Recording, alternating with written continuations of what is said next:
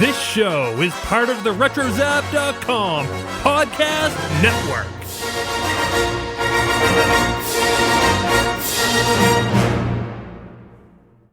And welcome everybody to a special episode of the Animanicast.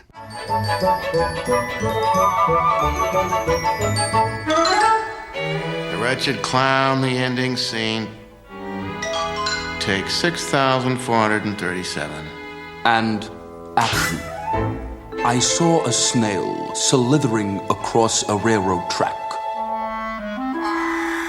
Ooey Gooey was his name. Oh, I ate a bug! Cut! A bug I ate with little wings!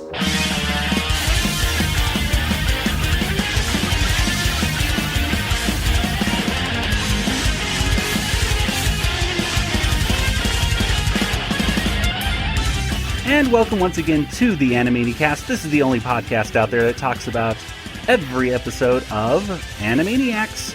And of course, we also talk about things like Freakazoid and Tiny Toon Adventures and Pinky and the Brain. But today we are talking about a very special classic episode of Animaniacs, Hearts of Twilight. I am Joey, and joining me, socially distanced, about 5 miles down the road from me, is my brother Nathan. Flamiel.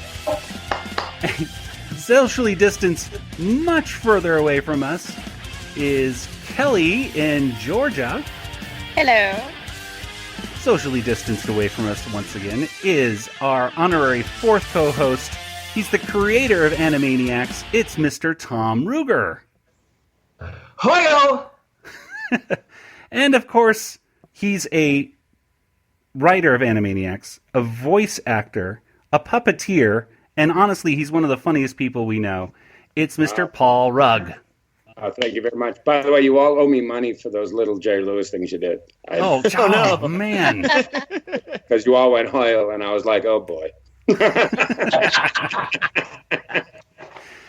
Well, we'll work that out later there, Paul. I'm sorry. That's all right. I just think times are tough. I need to keep income going. So oh, good. need to do. Well, we were talking about all these different episodes of Animaniacs. We've actually been running down through the episodes. We got to 1 through 19, talking really in depth with Tom Ruegger on all these great episodes, and Tom was giving us all this great stuff. But we got to 20, and we had to stop. Number one, because we were all getting exhausted. But number two, and most importantly, is because he said this episode right here is really special, and we should get Paul on to talk about this episode with us.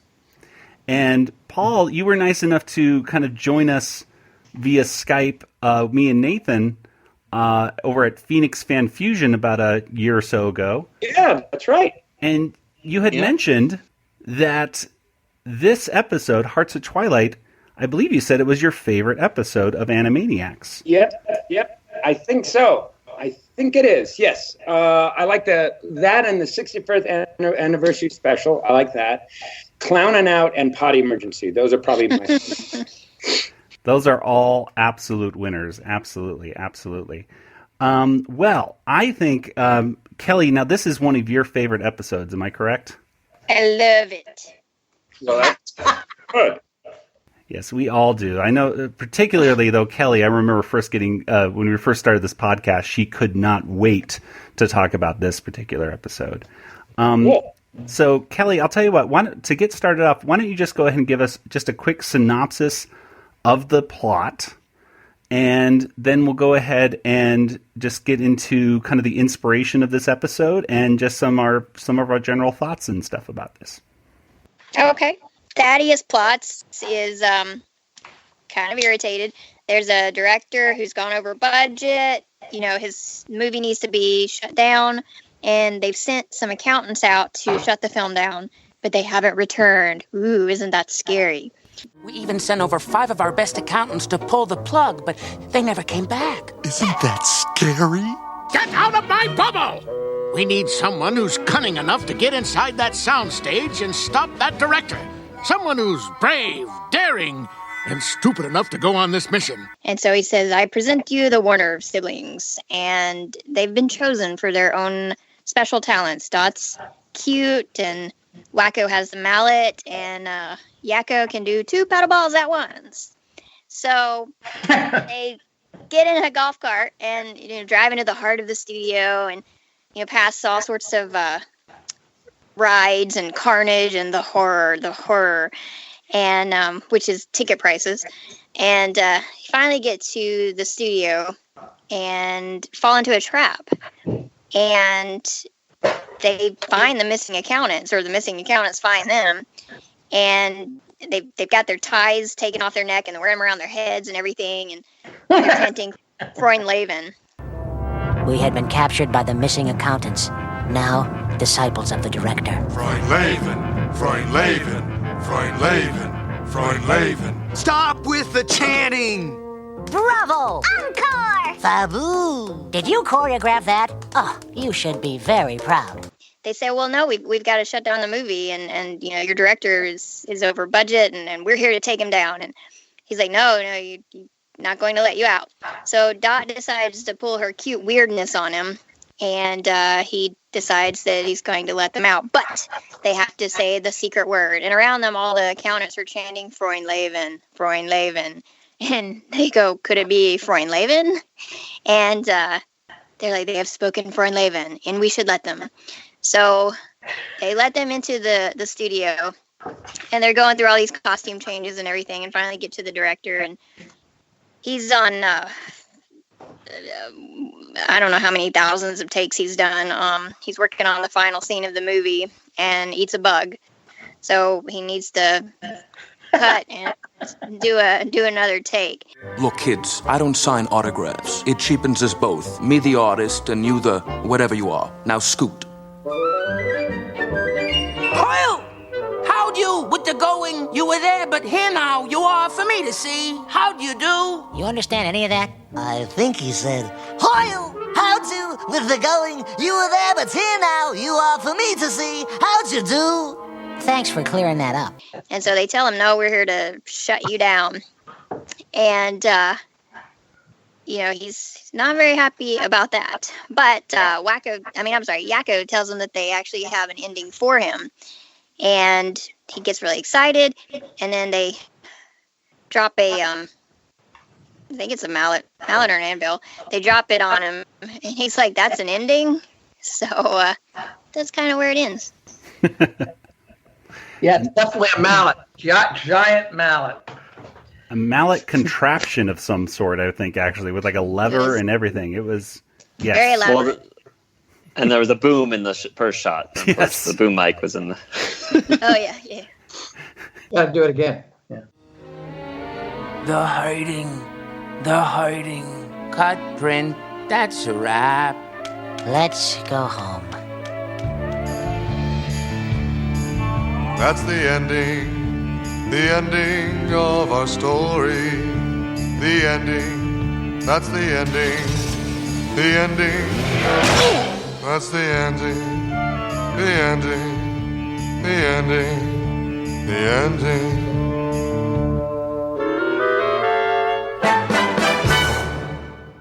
Well, it's definitely one of the classic episodes of Animaniacs, and I think we should really just turn it over to Tom and Paul. How did this episode come about? Oh boy. Well, this is a very interesting story, so I'm so glad we're talking about it. But the first draft of this script was an utter disaster. It was probably my biggest disaster I had ever up to that time. So here's what happened. We would pitch Tom. And by the way, every time I think about episodes, I think about where my office was. And I think this was office number 3. This is because we were always playing musical offices. And I remember in that time, I had a little tiny office right next to Randy Rogo with his piano. And it tended to sometimes be a little off-putting. But anyway, I won't go into that because he was always like doodly bop bop bop bop, and you're trying to think, and it's like, oh my gosh. But anyway, so I remember telling Tom, and Tom and I talked about it, and I said, well, I think the Warners in like sort of like Apocalypse Now, they're going to be sent, up studio to find or to stop a director. Now at that time, that it wasn't Mr. Director.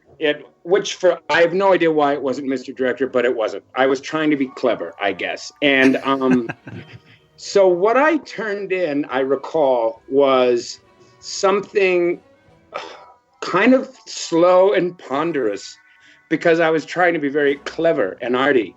And I remember I turned it in, and then the next day it was like, Tom was like, could I talk to you? And I'm like, yeah. And Tom, he had he has a way with words, and he says, I don't like this. And he said, I don't know what we talked about, but this isn't it. And that was like the first time I think I'd ever turned in something that Tom was like, didn't like. And I was like, well, that's rude. And I remember going, well, what's the problem? And he's like, well, I had hoped it would be funny. And, so I sort of went back, and we talked about, various things to do. And I went in my office, and I'll never forget this. This is like a top 10 memory. And because I was new, this is like the first time I had done this. I think I'd been there 6 months, maybe less than that, maybe 4. And I sat in my office and tried to think about what it could be. And I was like, well, no, I just don't have anything. So I went in and I said, I don't, yeah, you're right. This one isn't good. I'll just write something else. And, and Tom goes, see, that's not how this works. You're going to write, because we sort of like the idea. The only problem is it was not good. So if you could make it good, I really want you to do that. So I went in my office and I was like, what? And, but that's the pretty amazing. And I went in my office, and then all at once, it was like, oh, it's Mr. Director. Oh, and everything just went blam, blam, blam, blam, blam, blam. And I think I wrote it in a day and a half because it all sort of fell into place. But it was funny because it was the first time I had ever sort of not succeeded in writing a Yakko Wacko Dot one. And it was weird. I mean, the first version had them driving, and there was a crew. I recall there was a crew in one of my scenes that had been standing there for 40 years because they never heard the director yell cut. And they were old and they had beards, and it was just not good. But anyway, once I figured out, oh, wait a minute, this is Jerry. We're going to do Hearts of Darkness, which is Coppola's wife's documentary. And it just went boom. And it was so much better, and I'm so glad Tom was like, Paul, I don't like this, and it forced me to go back and do it again, and I'm glad I did. So that's how that started, and then because it took me forever to write things, but that one just sort of once I discovered what it was just like it was just kind of fun, like boom, boom, boom, boom, boom. So anyway, that is the story of how it began. It came from a disaster. Wow. Now, were you always planning on having that so it didn't start as a Hearts of Twilight or Apocalypse Now kind of thing? Or? It sort of did, but it was more, I think I was going through my own Coppola moment, because I was like, it was all very broody and moody and I think Tom's right, there probably wasn't a laugh in sight, but every frame in my head was gorgeous. So yeah, it always was, but I think I was really going with the whole oh, this is terrible, and they're, you know, they have to go up studio and blah blah blah, and yeah, I just took it too far, and then, but once I think we discovered that Jerry Lewis was at the end, it was like, oh, okay, all right, and then I started from the making of the documentary, and the actual Apocalypse Now. So I sort of chose wherever I wanted to choose within the story. So I would dip into Apocalypse Now for something, and then I would dip into the documentary.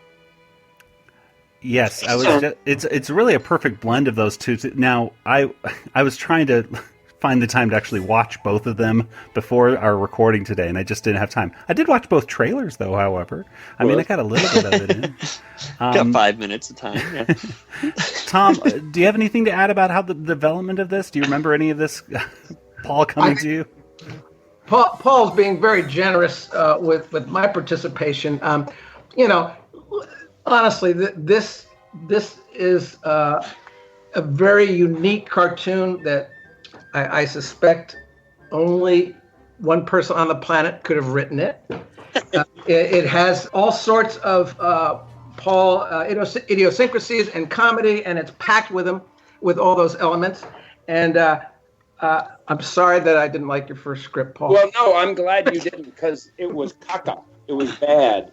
But I think that's the thing too. When you would, you know, I think that might have been my 9th or 10th, or maybe.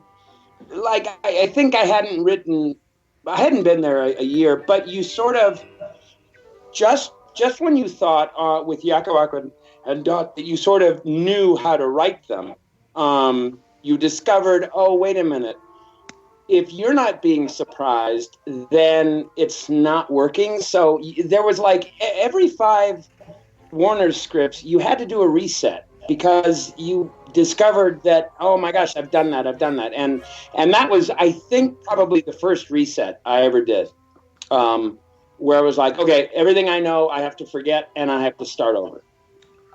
Well, the characters themselves, by the time you started on this script, and it probably was Paul's like 10th Yakko, Wacko, and Duck, the characters through Paul and the other writers had grown and had matured, and so you couldn't go back and do exactly the same thing you were doing in Roll Over Beethoven. Suddenly, they were wiser now. But what I was watching it today, and I watched a little bit of the documentary and a little bit of the feature, and I realized, and you know, hindsight is, in retrospect, you get to think, oh, you analyze. This cartoon is a lampooning of pretension. It really is. It's like it takes the pretentious Jerry and even the opening, the beginning of. Paul is just pointing out these pretentious things that take place in movies, and he's rolling over them like with a golf cart. So there are so many great things going on in this. I don't know where to begin. The beginning. Oh yeah. So it was super easy once you. So I think the beginning is basically lifted right out of Apocalypse Now, which is they get their order. We're gonna go. You have to stop him. There's Thaddeus plots, and I remember Tom is so funny, and you know it's weird the things that stick into your mind. But I remember I wrote a line, "Get out of my bubble." Still love that line. Yeah, because the Warners are getting real close to Thaddeus plots, and I have no idea. Get out of my bubble, and I remember Tom, you were like, "Where's his bubble?" And I was like, well, it's a bubble thing. He goes, I don't understand the bubble. And then I go, no, it's when you get close to something. But I remember you and I had like a very long talk about the bubble. And I was like, no, it's an expression. It's like you're in my bubble and I'm too close to you. And then you were like, Oh, his bubble. It means they weren't social distancing. Yes, exactly. It took me so long. But yeah, and now every time I see that moment, and it's when one of the executives, it's the executive that looks like Floyd the barber. Yeah. Is really close to Potts, and he just Potts is like listening, and then he like realizes the guy is really close, and he just screams, "Get out of my bubble!" Yeah, that's the guy that goes, "Isn't that spooky?" Right? Yeah.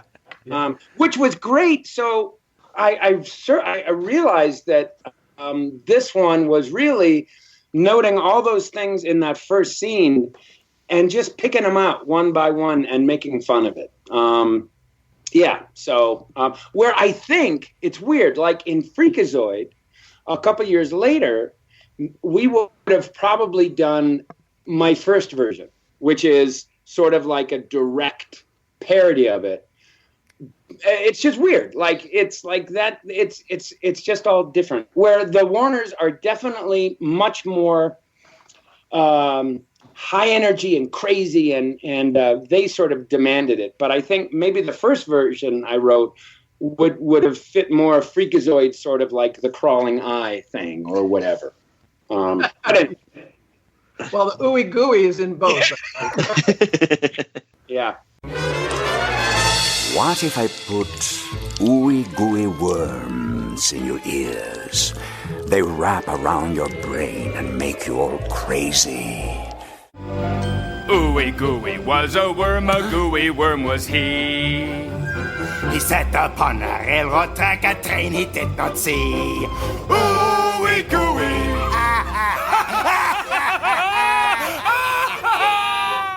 The trip through the studio, that was pretty much just, all right, I remember Tom saying, just parody all the different things. And so I parodied, Universal, and we did a lot of horror of the end of the horror.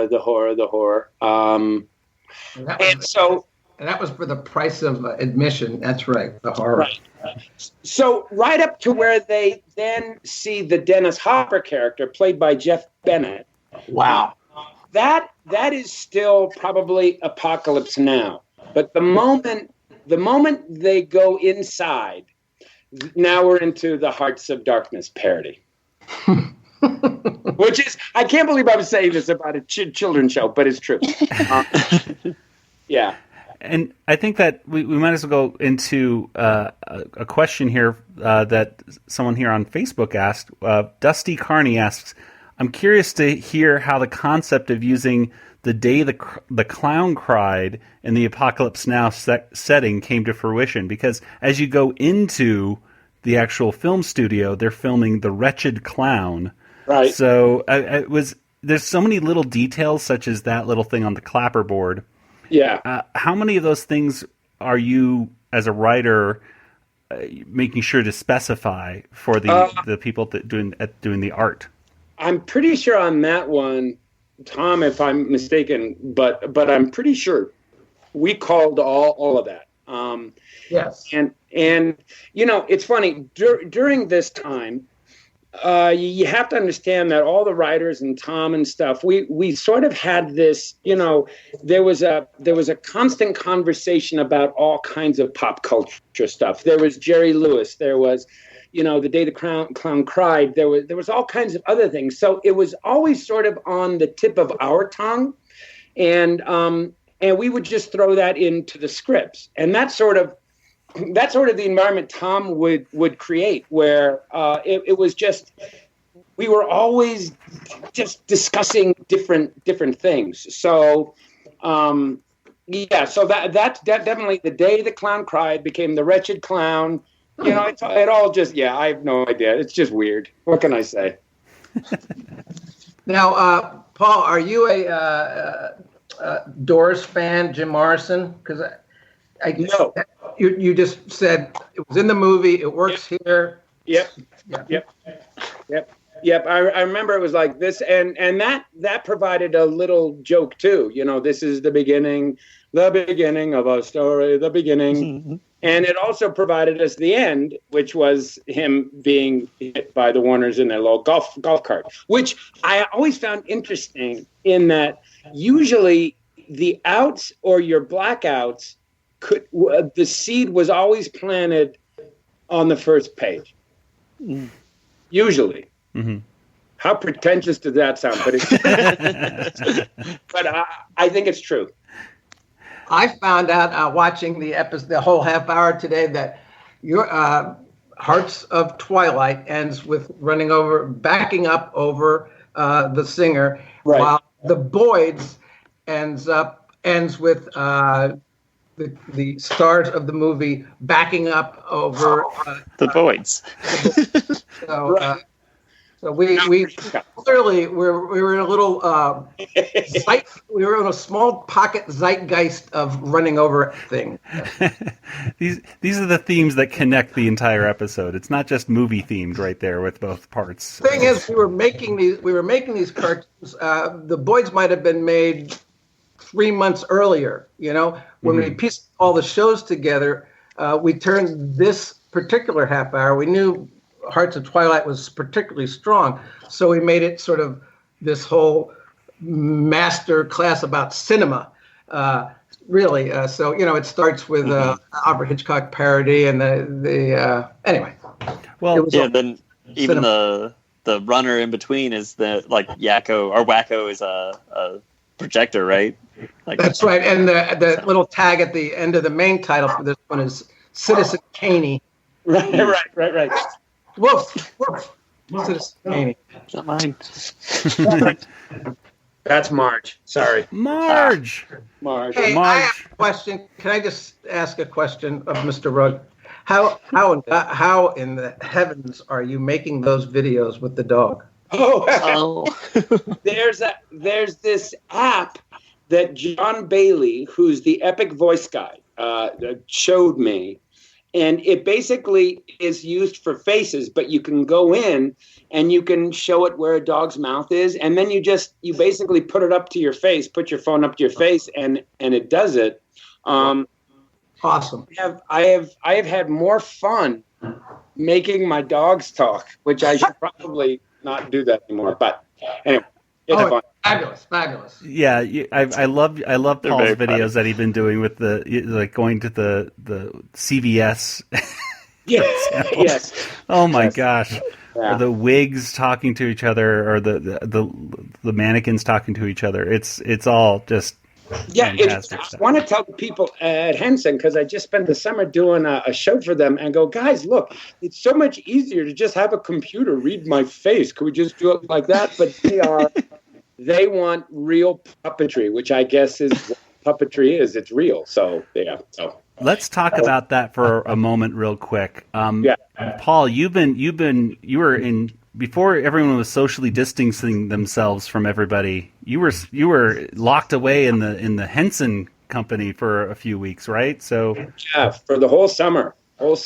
Tell us what were you working on, and when can we expect to see this project? I was working on a show called Earth to Ned, which is for Disney Plus, and it's basically it's a live action talk show where an alien who was bent on destroying Earth comes down and then falls in love with popular culture and decides that he's going to put the invasion on hold while he interviews celebrities. So.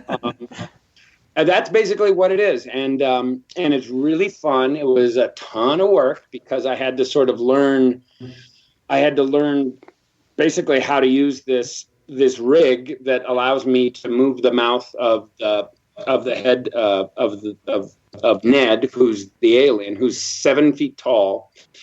Wow. But it's not just me. So while I'm moving the mouth and sort of speaking for him, there's a person in the body moving the body. There's the person right next to me moving the eyes. There's a person doing his front two hands. There's a person doing his back two hands. So it takes 6 of us working in unison to do it. And I was like, oh, this is never going to work. You people are crazy. And then we rehearsed for a month, literally working as a team. And then, doggone it, if it didn't come one day where you looked at Ned and you were like, well, that is a being. And it was amazing. It was amazing.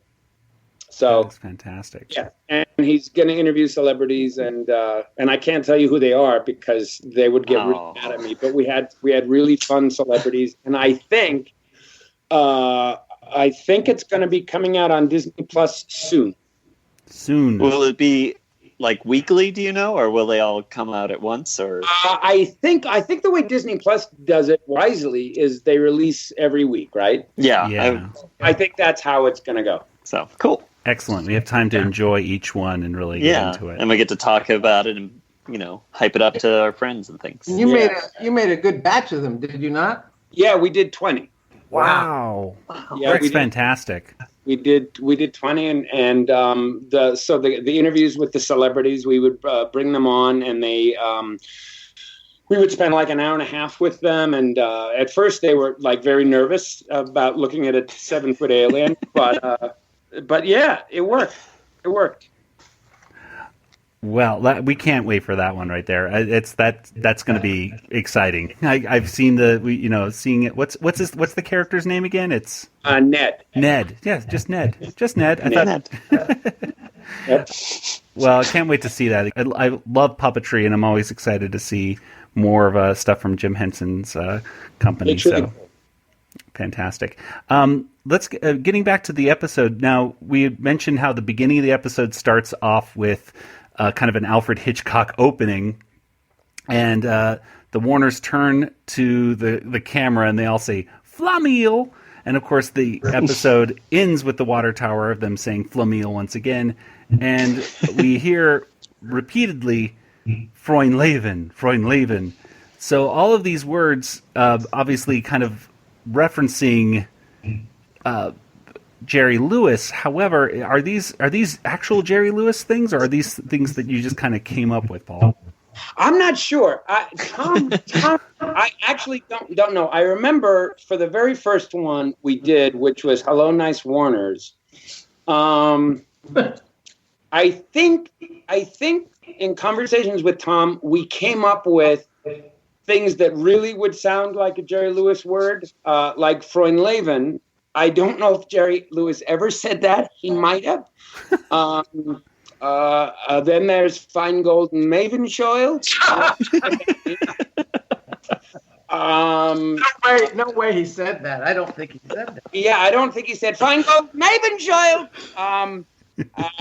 But I think what we would then do is every time Mr. Director made an appearance, we would sort of add more to the canon of his words. And but Froynlaven for some reason stuck because, is that the one we used in Clownin' Out? I think it is. I'm not sure. No. So Froynlaven then was birthed in Hearts of Twilight. Yes. And so that is the first time we ever used the word, and then we used it repeatedly until ad nauseum. The Dennis Hopper character. I mean, this is a great one to hear. Dennis Hopper, of course, does that character actually have a name? By the way, that guard, or because he appears later in Wacko's Wish and everything. I wonder if he actually has a name, or just the Dennis Hopper guy. In the original movie, I forget he was the journalist, but I don't remember if he had a name in that. Beyond that, in our yes, it's Mr. Crazy Person. That's his name. Yeah, in the credits, Crazy Person. Yeah, that's it. Mr. Crazy Person. It's perfect. They say it, so yeah. Let me handle this. Oh, Mr. Crazy Person. All we want to do is give the director a big smooshy kiss and say hi.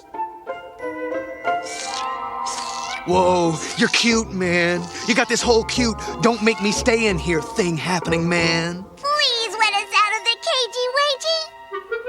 Oh, you're working your weirdness on me, man. Your cute weirdness. Okay, I'll let you out. Some girls got it, Some girls don't. It says in the credits, Mr. Crazy Person, Jeff Glenn Bennett. Yeah. Yeah. And what's amazing about that is, so it's like when he says, what, he doesn't know man, he knows man. I mean, that is almost a direct lift from Apocalypse Now. And I think the only thing we added was he's the thinker, the tinker, the plotter, the planner, the genius man. And I'm still to this day amazed that all exists. Like, especially having now spent the past 20 years working for different companies and stuff. And I just don't think we could do stuff that think about this. No child in the known world at that time knew what the heck, not only what Apocalypse Now was, but what a very obscure documentary called Hearts of Darkness was, let alone Joseph Conrad, the movie. And Dennis Hopper. Yeah. But Tom would let us do that. And I guess that's why it just amazes me. And we're talking about it. So that's kind of cool. Well, absolutely. I mean, just as kids, we had absolutely no idea ww's going on, obviously, but we loved it. No, not till college when I read Heart of Darkness, and I was like, oh, I get it. and even things like when Mr. Director's doing his little, slithering across a railroad track, ooey gooey was his name, and then finding that speech in Apocalypse Now with the across the straight razor, is that what something along those lines? Yeah. And then I just found out last night that the whole swallowing a bug thing was in the documentary. Yeah. You take the others who are made to think but who can't act. You take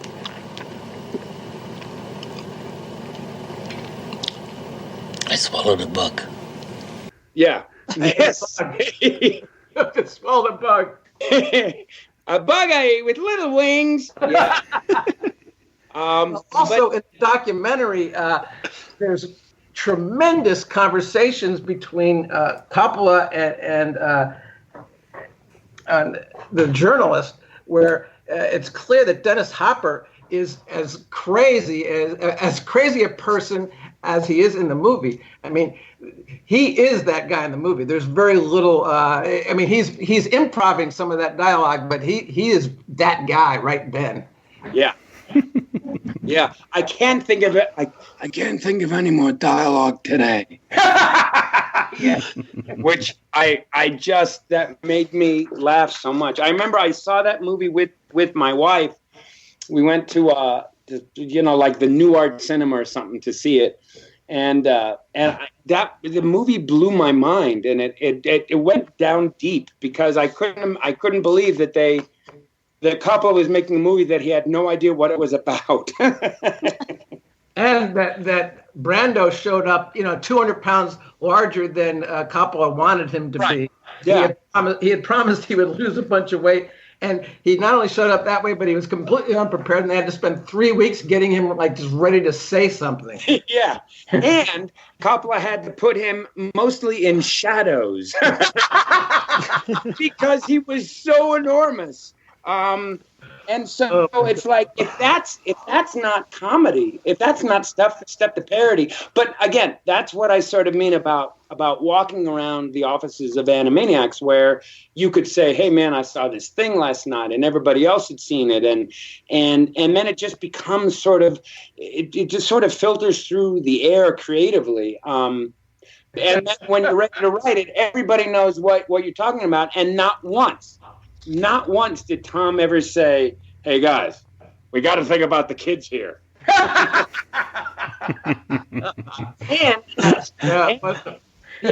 that I think maybe that it made it past Stephen or whatever, that no one ever said. It amazes me that no one ever said, guys, what the hell are you doing? But nobody ever did, which is great. Well, Man. this has been a fantastic conversation. Nathan, Kelly, Paul, before we go, any last remaining thoughts, words about this episode? Can I interrupt just for a second, because Absolutely. we actually have a surprise guest to join. Yes, we do. And if you don't mind, can I just take sort of the reins for a moment? Sure. As you're listening to the Animanicast, and we do have a special guest this evening. He is a comedian of world renown. He's one of the greatest directors who has ever lived. What button I speak into? Button do I speak? He has directed films such as The Wretched Clown. Is there a microphone anywhere here? Please, go ahead. You're being verbose. Go. The Nutty Adjunct Professor. Yes. Boy, did I get a wrong thing on the phone. These are some of the films he's directed. Which Way to the Place I'm Going. And, of course, the classic Cinder in My Eye and Oi the Pain.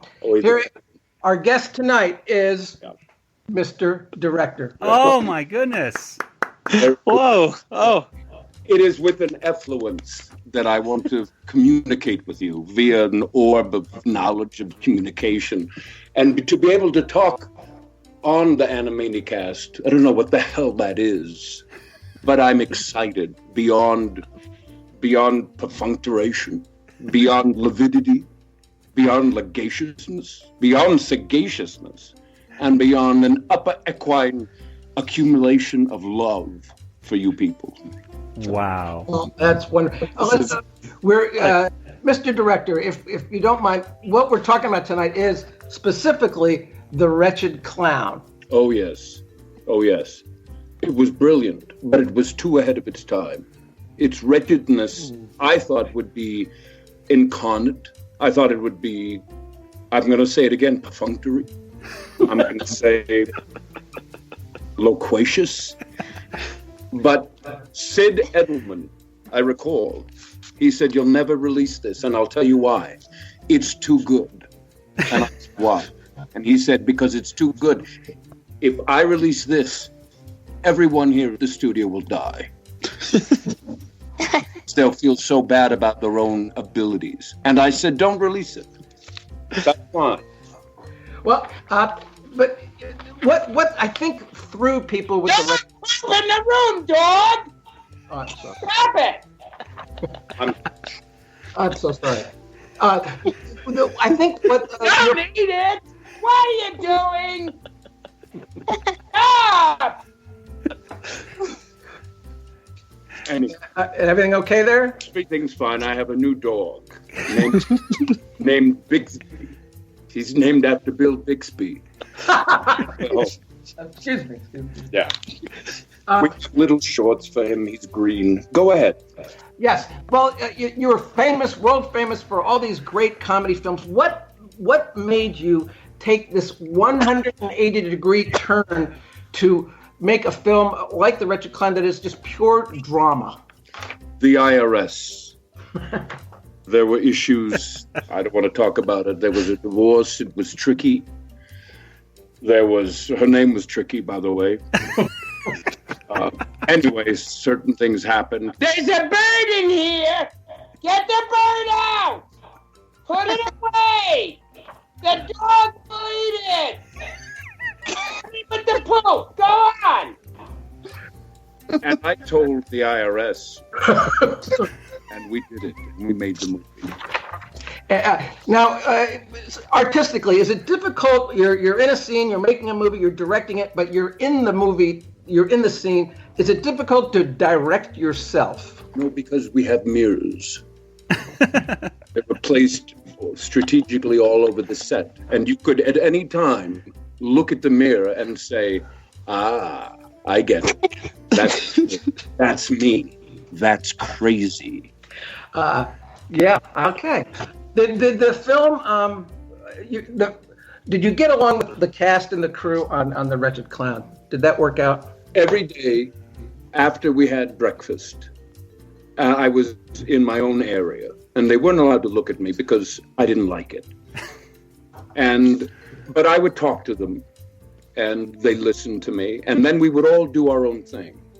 And then at the end of the day, I would leave without saying a word to anyone. And I would go into my trailer, and I don't know what they did. I don't even know who was on the film. And then the next day we'd do it again. And we did that for 373 days. I cannot tell you the name of one person I met. There was only one, actually. Her name was Ling Tang, and she was our cook. Wonderful, wonderful cook.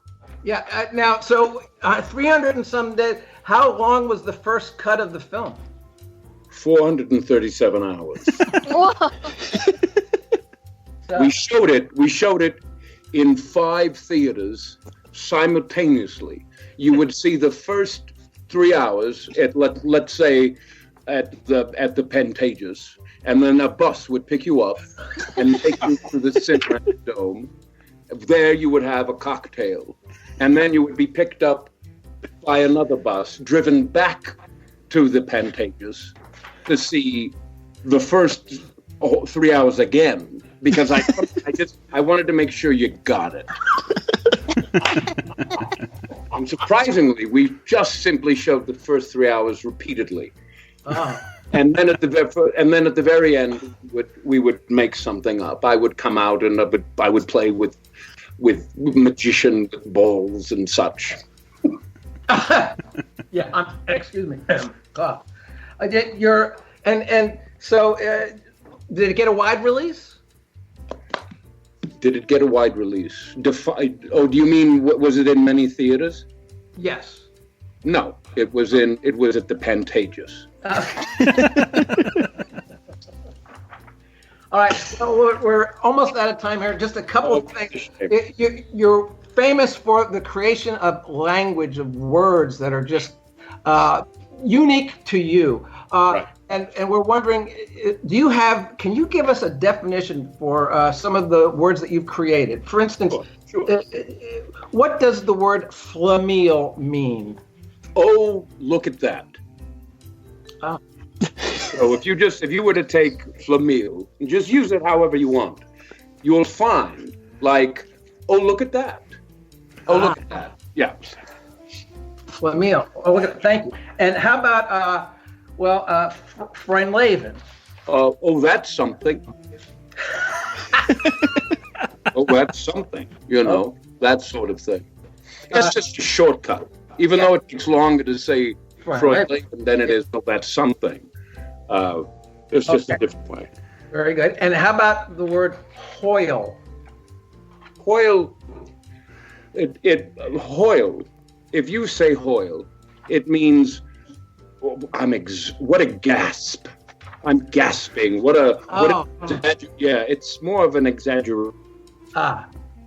Finally, the last one that I have here, Fine Golden Mavenscheuel.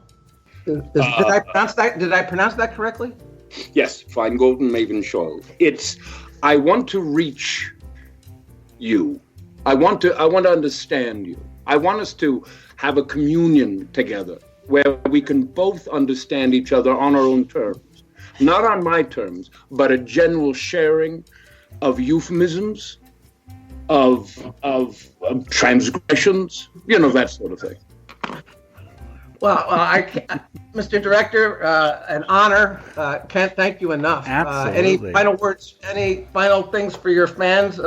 Any comments? Yes. So you'll send the check, or how does this work? Yes, we will. Thank you very much. All right. Bye now. Goodbye. Oh my Bye, goodness. Mr. Director. Wow. What a surprise. What a surprise. It was in Tom's house there too. That was It was. That's a very great man, very smart, funny, pretentious man. Well, now, where is Paul still around? Can we get Paul? Yeah. back? He's on mute right now, Guess so not. We might have lost him a while ago. No, I think. Oh, yeah, it's Sorry. True. You're back, Paul? I'm just shocked. Did you get to hear that? Yeah. I did. I don't think I'll ever forget it. think there's any way to, as long as I try. Well, thank you, Nathan, Kelly. Do we have any last questions, comments, things like that for Tom, for Paul about this fantastic episode? I've just been so pleased to just sit back and listen to all this. Yeah, I love the episode. I don't know how many times I've watched it. Well, we can't think.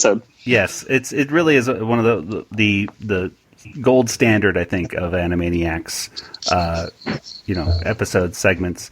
And so, thank you so much for coming on here and really giving us so much detail about what's going on here. Of course, Tom, thank you for inviting Mr. Director on here. That was quite an honor as well. Tom, thank you for that. Wait, what was that? We were saying, everyone was thanking you. Yeah. I'm sorry, Paul, I can't hear you.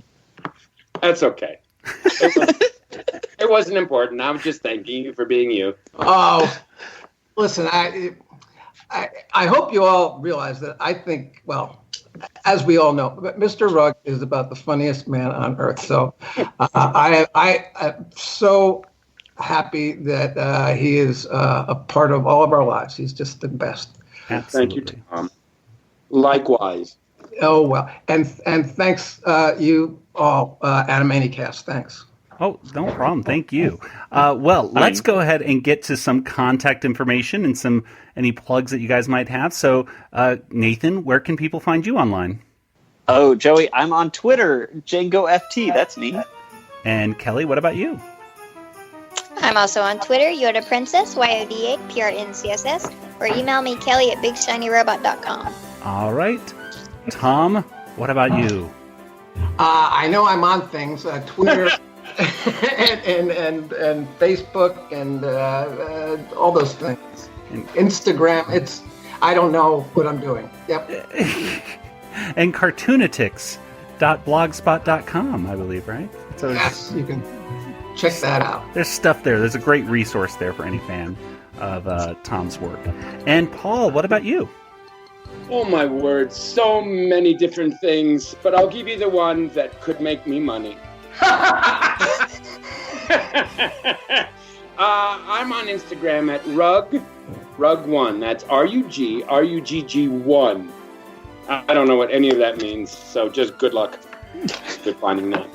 Yes, follow Paul wherever you can, because seriously, if you need a laugh, Paul is posting fantastic stuff just about every day, and my wife and I both, instantly, whenever it comes up, did you see Paul Rugg? Did you see what he posted? We always, love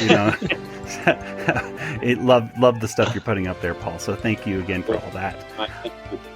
Well, as for the Animanicast, you can find us on Twitter and Facebook and Instagram and, other places as well. Any podcast player out there has the Animanicast. So go ahead and subscribe to it using whatever thing that you want to subscribe it to. And, of course, if you want to talk to us over on Discord, if you're one of those Discord people, you can go to discord.animanicast.com and you can join the Retro Zap Discord community. We're a proud member of the Retro Zap podcast community, and Retro Zap has tons of fantastic podcasts that you should listen to about anything pop culture related.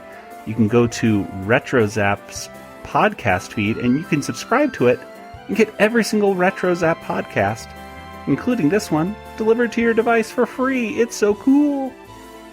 Well, that'll do it for today's episode. So, for Nathan, Kelly, Tom, and Paul, this is Joey saying, good night, everybody. Good night, everybody. Good night, everybody. Good night, everybody. Good night, and go away. This podcast is not endorsed by Warner Brothers or Amblin Entertainment and is intended for entertainment and information purposes only. Animaniacs, Tiny Toon Adventures, Freakazoid, the Warner Brothers logo, all names, pictures, and sounds are registered trademarks and or copyrights of their respective trademark and copyright holders. All original content of this podcast is the intellectual property of the Animanicast unless otherwise indicated. Look, kids, from the bottom of my heart, I say this to you now. Leave already!